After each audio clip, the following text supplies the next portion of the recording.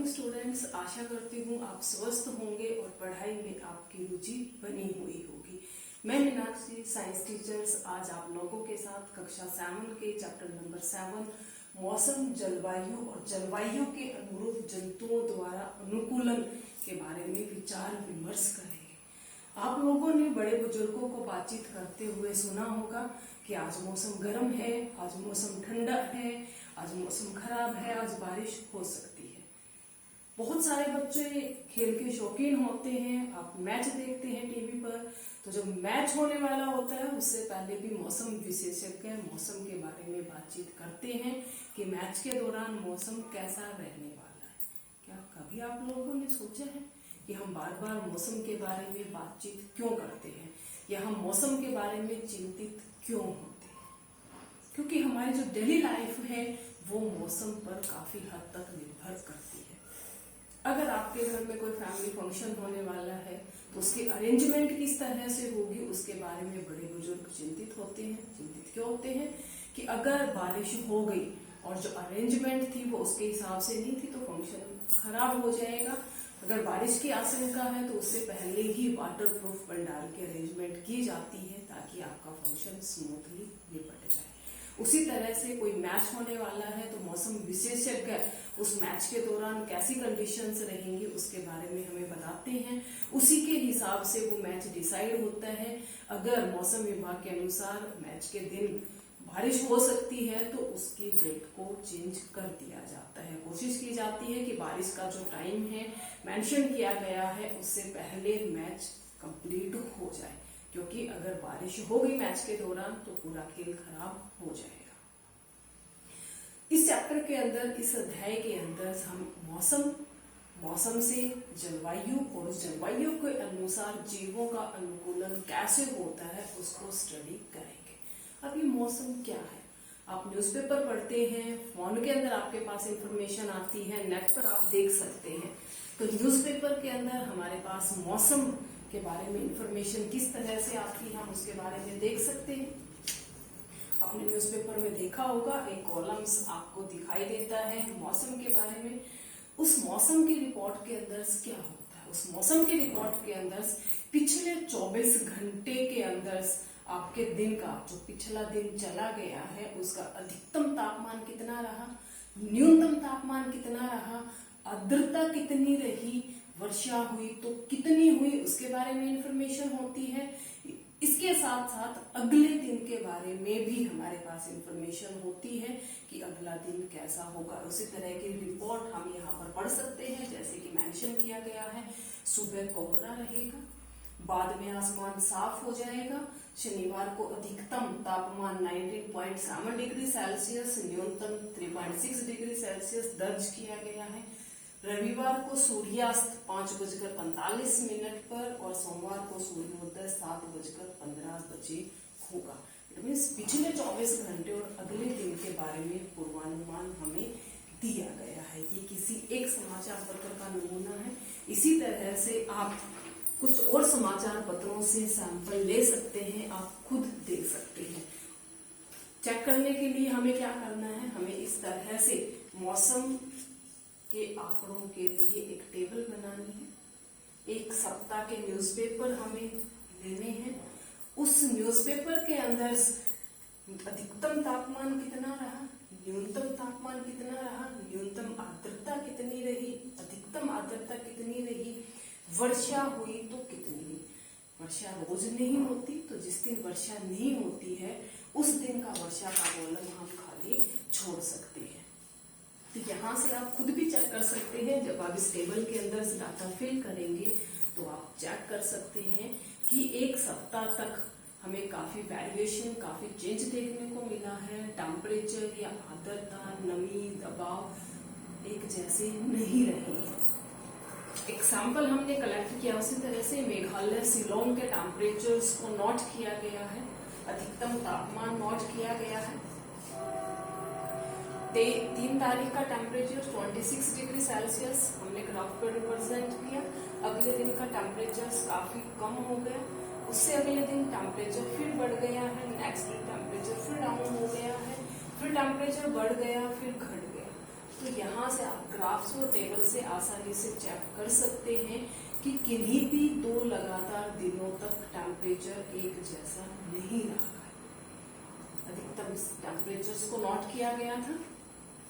अब हम बार बार बात करते हैं टेम्परेचर्स की। उस टेम्परेचर्स को कैसे मेजर करते हैं? 7वीं क्लास के ही चैप्टर्स 4 के अंदर आप पढ़ चुके हैं कि टेम्परेचर को कैसे मेजर किया जाता है। टेम्परेचर को मेजर करने के लिए थर्मामीटर को यूज करते हैं।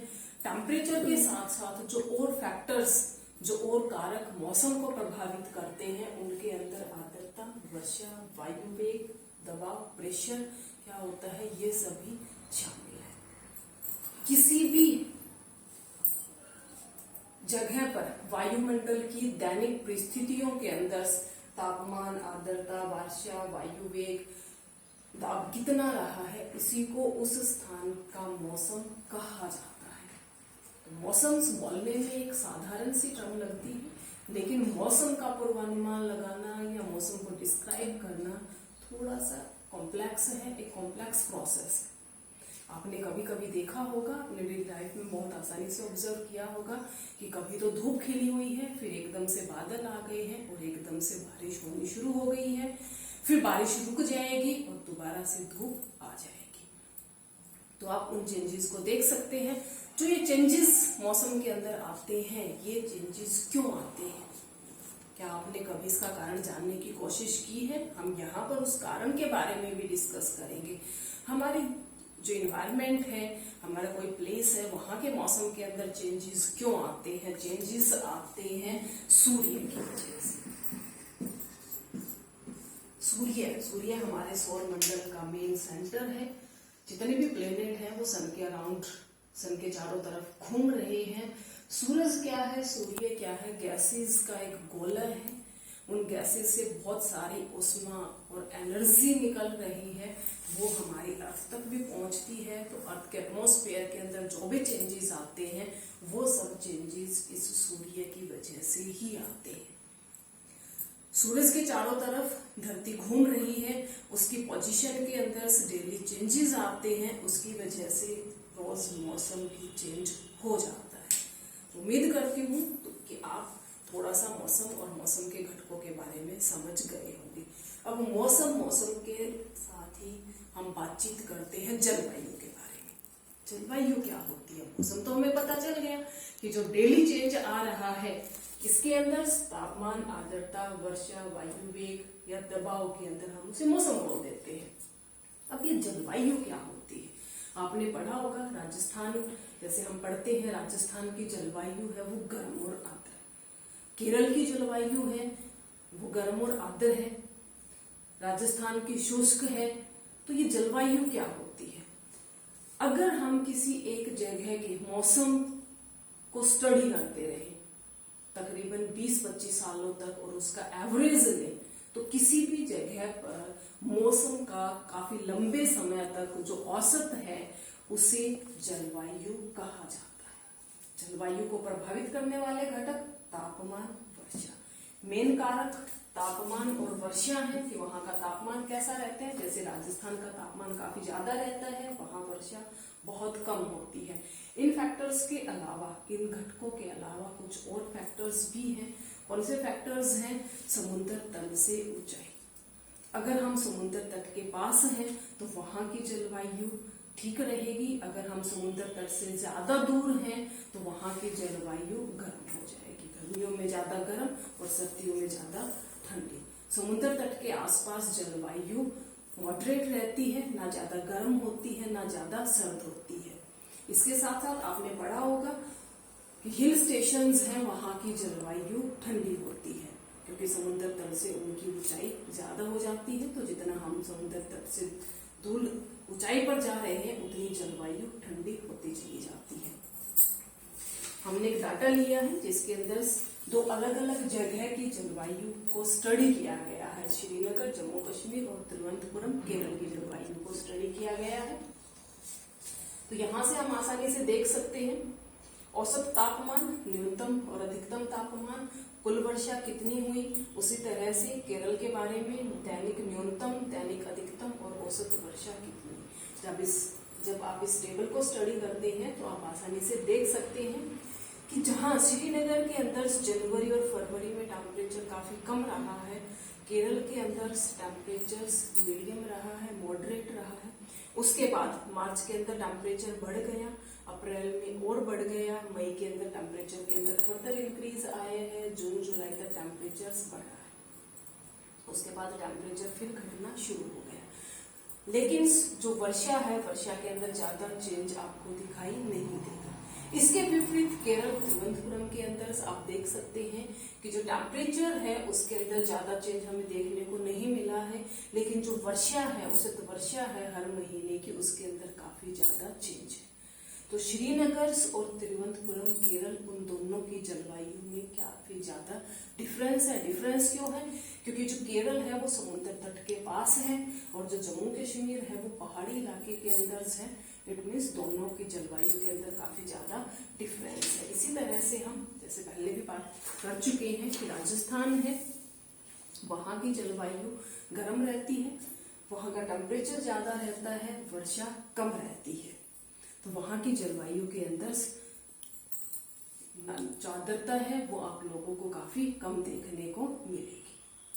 तो यहाँ पर उम्मीद करती हूँ कि आप मौसम और जलवायु के अंदर क्या डिफरेंस है, किन किन घटकों पर वो डिपेंड करते हैं, उसके बारे में आप समझ गए होंगे। एक बार दोबारा से हम बातचीत करते हैं कि मौसम किसे कहेंगे कि डेली प्रतिदिन के वायुमंडल के अंदर तापमान, आर्द्रता, वर्षा, वायु वेग, दबाव के अंदर जो चेंज आता है उसे हम मौसम कहेंगे। और किसी एक जगह पर मौसम का हम तकरीबन 20-25 सालों तक एवरेज लें तो उस एवरेज को उस स्थान की जलवायु कहा जाता है। तो इंडिया के अंदर अलग अलग जगह हैं, कहीं पर रेगिस्तानी इलाका है, कोई समुद्र तट के आसपास है, कहीं पर पहाड़ी क्षेत्र ज्यादा है, तो उसके हिसाब से अलग अलग जगह की जलवायु अलग अलग है। अब अलग अलग जलवायु है तो उस अलग अलग जलवायु के अंदर जीव खुद को कैसे ढालते हैं, तो वो अनुकूलन अब हम स्टडी करेंगे। मौसम और जलवायु के बारे में हम पढ़ चुके हैं। अब हम पढ़ेंगे कि जलवायु के अनुरूप जंतुओं का अनुकूलन कैसे होता है, किस तरह से जीव खुद को वातावरण के हिसाब से अनुकूलित करते हैं। कोई भी जीव जंतु जहाँ रहता है वहां की कंडीशंस के हिसाब से खुद को ढाल लेता है। वो गुण और लक्षण जो उस जीव को अपने आवास स्थान पर रहने में मदद करते हैं वो उसी के हिसाब से अनुकूलित होते हैं और उसकी विकास प्रक्रिया के परिणाम स्वरूप होते हैं। आप पिछली कक्षा में पढ़ चुके हैं कि किस तरह से कुछ जीव खुद को अपने आवास स्थान के हिसाब से अनुकूलित करते हैं। यहाँ पर 7th क्लास के अंदर भी हम कुछ जीवों का अनुकूलन पढ़ेंगे। मुख्यतः ध्रुवीय क्षेत्र और उष्णकटिबंधीय क्षेत्र में जीवों का अनुकूलन कैसे होता है, हम यहाँ पर उसके बारे में पढ़ाई करेंगे। ध्रुवीय क्षेत्र जैसा कि नाम से ही पता लगता है कि वो क्षेत्र जो ध्रुव के पास होते हैं, जैसे उत्तरी ध्रुव और दक्षिणी ध्रुव। ध्रुवीय क्षेत्रों में जो मेन कंट्रीज हैं, जो मेन देश आते हैं, मुख्यतः देश हैं, वो है Canada, Greenland, Finland, Iceland, Norway आदि। उष्णकटिबंधीय क्षेत्र भूमध्य रेखा के नजदीक वाले देश हैं, जिनके अंदर Bharat, Malaysia, Nigeria, Norway, Brazil आदि आते हैं। तो सबसे पहले हम बात करते हैं ध्रुवीय क्षेत्र। ध्रुवीय क्षेत्र की विशेषताएं क्या हैं? ध्रुवीय क्षेत्र जैसा कि हम पहले बातचीत कर चुके हैं, जो क्षेत्र ध्रुव के पास है। ध्रुव के पास होने की वजह से यहाँ पर टेम्परेचर काफी कम रहता है। वर्ष के ज्यादातर समय तक बर्फ जमी हुई होती है। सर्दियों के अंदर टेम्परेचर 0 से 37 डिग्री सेल्सियस तक कम हो जाता है। ध्रुवों पर 6 महीने तक सूर्योदय रहता है और अगले 6 महीनों तक सूर्यास्त रहता है। मतलब 6 महीने के दिन और 6 महीने की रात होती है। बहुत ज्यादा ठंड है, बर्फ की परत जमी रहती है, लेकिन फिर भी कुछ जीव खुद को इस चरम जलवायु में रहने के लिए भी अनुकूलित कर लेते हैं। उन जीवों में मुख्य जीव है ध्रुवीय भालू, जिसे हम पोलर बियर भी बोलते हैं। तो पोलर बियर, ध्रुवीय भालू ध्रुवीय भालू बर्फ के जैसा ही दिखाई देता है। उसके शरीर पर जो फर की लेयर है वो सफेद रंग की बर्फ की जैसी ही होती है, जो आसानी से सफेद पृष्ठभूमि में छुप जाता है। ये सफेद पृष्ठभूमि उसे हेल्प करती है खुद को शत्रुओं से बचाने में। उसके साथ साथ उसके शरीर में वसा की लेयर होती है जो उसे गर्म रखती है। और क्या क्या अडेप्टेशंस हैं वो आप इस चित्र से समझ सकते हैं। सफेद बालों के कारण सफेद बर्फ की पृष्ठभूमि में यह आसानी से दिखाई नहीं देता। उसकी वजह से ये परभक्षी और शिकार इसे आसानी से देख नहीं सकती, मतलब ये खुद को सेफ रखता है, प्रोटेक्टेड है। सेकंड, इसके शरीर पर बालों की 2 मोटी परतें होती हैं। 2 मोटी परत होने से सर्द मौसम में ये खुद को गर्म रखता है।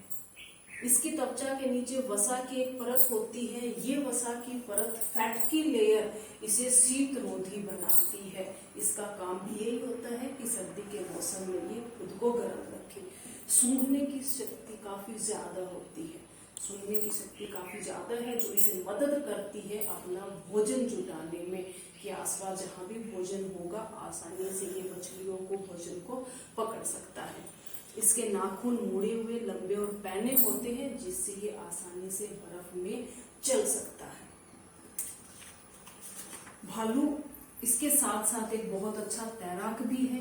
ये पानी के अंदर आसानी से तैर सकता है। सर्दी के मौसम के अंदर तो ये रहने के लिए अनुकूलित है, लेकिन गर्मी के मौसम के अंदर ये क्या करता है, कैसे खुद को गर्मी से बचाता है। गर्मी के मौसम के अंदर ये खुद को ठंडा रखने के लिए बार बार पानी में तैरता है।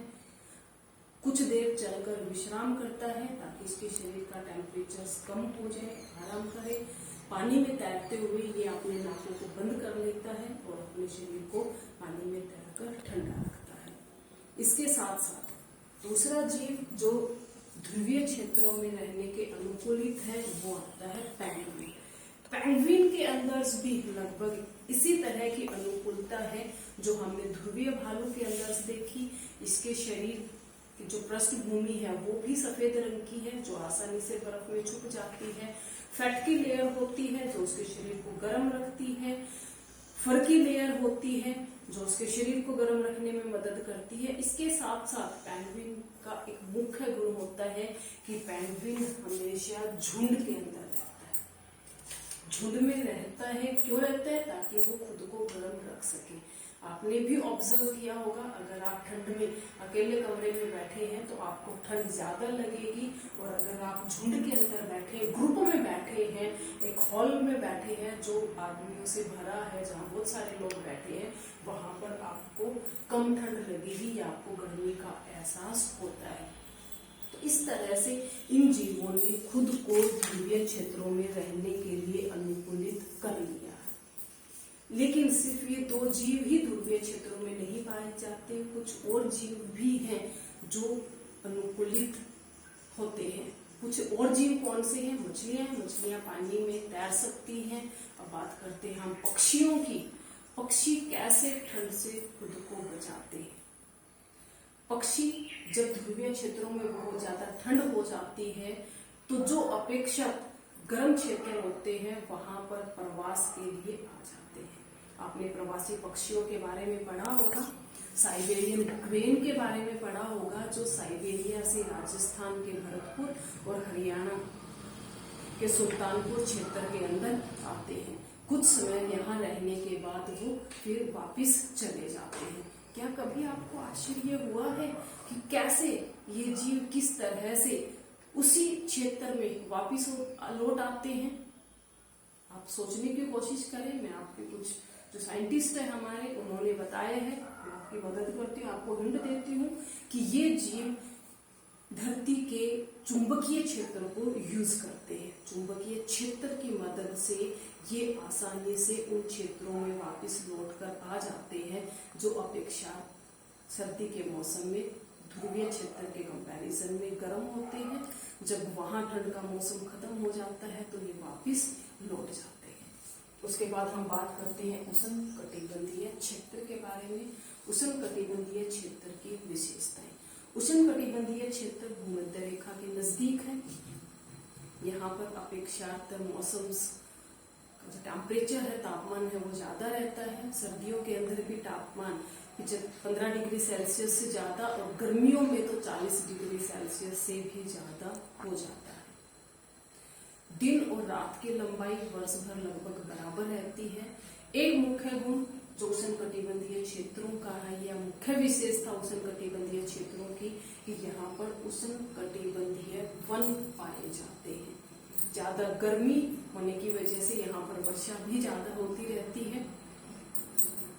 बहुत सारे तरह के जीव जंतु यहाँ पाए जाते हैं। उनके अंदर भोजन के लिए प्रतिस्पर्धा भी ज्यादा होती है। प्रतिस्पर्धा होने के बावजूद भी इन जीवों ने खुद को वहां पर रहने के लिए अनुकूलित कर लिया है। जो मेन जीव जंतु यहाँ पर पाए जाते हैं, मुख्य जीव जंतु बंदर, एप्स, हाथी, लंगूर, मेंढक। जो यहाँ पर मेंढक पाए जाते हैं वो मुख्यतः लाल आंख वाले मेंढक पाए जाते हैं। लाल नेत्र वाला मेंढक आप देख सकते हैं चित्र के अंदर। लाल आंख वाला मेंढक इन क्षेत्रों में मुख्य रूप से पाया जाता है। इसके तलवे चिपचिपे होते हैं। तलवे चिपचिपे होने की वजह से ये आसानी से पेड़ों पर चढ़ सकता है। उसके बाद आप बात करते हैं हम बंदर के बारे में। बंदर ने खुद को इस तरह से अनुकूलित कर लिया है कि ये पेड़ों की शाखाओं पर आसानी से रह सकते हैं। पेड़ों की शाखाओं पर ज्यादातर अपने जो दिन का समय है वो व्यतीत करते हैं। बंदरों के अंदर जो मेन बंदर हम यहाँ पर पढ़ते हैं जो पाया जाता है वो आता है lion tailed apps. Lion tailed जैसा कि नाम से ही पता लगता है कि इसका जो चेहरा है, इसके मुंह के गाल के पास चांदी जैसी दाढ़ी होती है जो इसके सिर के चारों तरफ घूमती है। लंबी पूंछ होती है।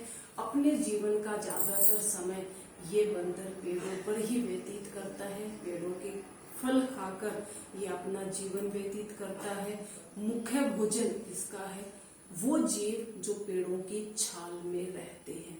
तो ये पेड़ों की छाल में से उन जीवों को ढूंढता है और उन जीवों को खा लेता है। अब पेड़ पौधे ज्यादा, जीव जंतु ज्यादा पाए जाते हैं। प्रतिस्पर्धा भी ज्यादा है। बहुत सारे जीवों की कोशिश होती है भोजन को लेने की। अब कुछ जगह पर ऐसे फल होते हैं जहां तक सभी जीव जंतु नहीं पहुंच सकते। तो उस जगह पर जो भोजन है, उस भोजन को प्राप्त करने के लिए भी एक जीव ने खुद को अनुकूलित कर लिया है। वो जीव है टुकन पक्षी। वो भोजन, वो फल जहां तक दूसरे जीव नहीं पहुंच सकते, उन फलों तक ये टुकन पक्षी आसानी से पहुंच जाता है। इसकी चोंच लंबी और पैनी होती है। तो वो छुपे हुए फल जहां पर दूसरे जीव नहीं पहुंच सकते, वहां पर ये टुकन पक्षी उन फलों को आसानी से खा सकता है। इसका शरीर का वेट ज्यादा है तो ये आसानी से टहनियों पर बिना बैठे उन फलों को आसानी से खा सकता है। उष्णकटिबंधीय क्षेत्र में रहने वाला और एक मुख्य जीव है वो है भारतीय हाथी। हाथी की जो नाक है, सूंड है, वो काफी लंबी होती है। लंबी सूंड होने की वजह से इसकी सूंघने की क्षमता काफी ज्यादा होती है। जो दांत है, बाह्य दांत है, मॉडिफाइड टीथ है, वो उसे खाना खोजने में, खाना प्राप्त करने में मदद करते हैं। ये पेड़ों को आसानी से उखाड़ सकता है। पेड़ों को अच्छे से, छाल को आसानी से निकाल सकता है, जिसकी कारण भोजन की प्रतिस्पर्धा होने के बावजूद भी भोजन प्राप्त करने में इसे कोई तकलीफ नहीं होती, कोई मुसीबत नहीं होती। हाथी के दांत लंबे, जो कान है वो काफी लंबे होते हैं। लंबे बड़े कान होने की वजह से ये खुद को आसानी से, जो गर्म इन्वायरमेंट है, गर्म और आर्द्र जलवायु है, उसके अंदर खुद को ठंडा रखता है। इस तरह से इस जीव ने भी खुद को वहां के वातावरण में रहने के लिए अनुकूलित कर लिया है। तो आपने पढ़ा कि किस तरह से जीव खुद को वहां के इन्वायरमेंट, जिस स्थान पर वो रह रहे हैं, जिस तरह के आवास में वो रह रहे हैं, उस तरह से अनुकूलित कर सकते हैं।